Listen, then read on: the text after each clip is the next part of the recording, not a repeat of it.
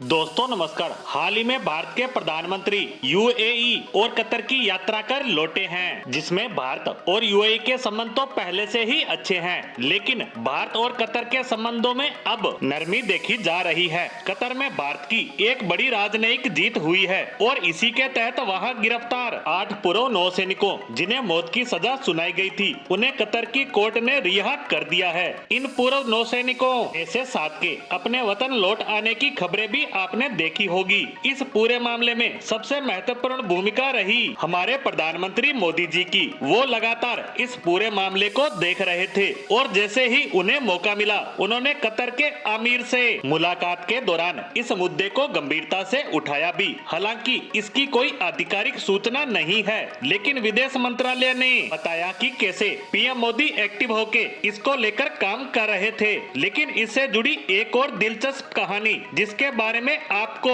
जानकारी होनी चाहिए और उसी पर हमारी आज की पोस्ट होने वाली है। दरअसल भारतीय सैनिकों की रिहाई में एक बड़ी भूमिका विदेश मंत्री एस जयशंकर की तो रही ही है, क्योंकि यह उनके मंत्रालय का मामला था। लेकिन एक और बड़ा चेहरा जिसके बारे में आपको जानना चाहिए और वो नाम है भारत के राष्ट्रीय सुरक्षा सलाहकार यानी एनएसए अजीत डोभाल। इस पूरे गेम प्लान में एनएसए अजीत डोभाल की बड़ी भूमिका रही। भारतीय विदेश मंत्री जहां फ्रंट फुट पर खेल रहे थे, वहीं अजीत डोभाल ने बैकडोर से इस पूरे मामले को संभाल रखा था। कूटनीति से जुड़ा मोर्चा जयशंकर जी ने संभाला। उन्होंने इन 8 भारतीय सैनिकों के परिवार से मिलकर पहले ही आश्वासन दे दिया था कि वह उन्हें वापस लेकर आएंगे। वहीं कतर के अधिकारियों के साथ बातचीत का सारा जिम्मा अजीत डोभाल के ऊपर था। पीएम मोदी की सलाह पर एनएसए डोभाल ने कतर के अधिकारियों के साथ कई दौर की बातचीत की। बताया जा रहा है कि फांसी की सजा सुनाए जाने के बाद एनएसए डोभाल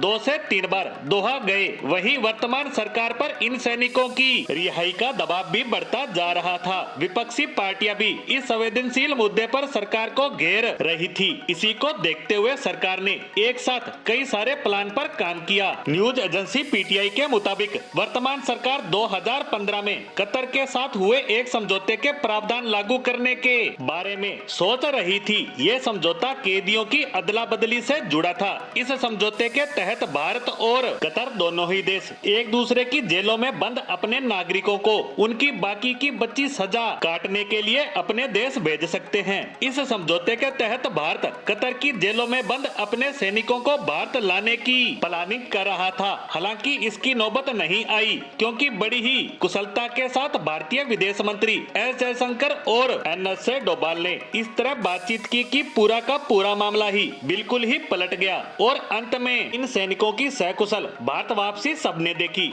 और अब भारत के प्रधानमंत्री मोदी की कतर की यात्रा से दोनों ही देशों के संबंधों में एक नई शुरुआत देखी जा रही है। इसी के साथ भारत की इस जीत से जुड़ी कहानी पर हमारी आज की पोस्ट को यहीं विराम देते हैं। धन्यवाद।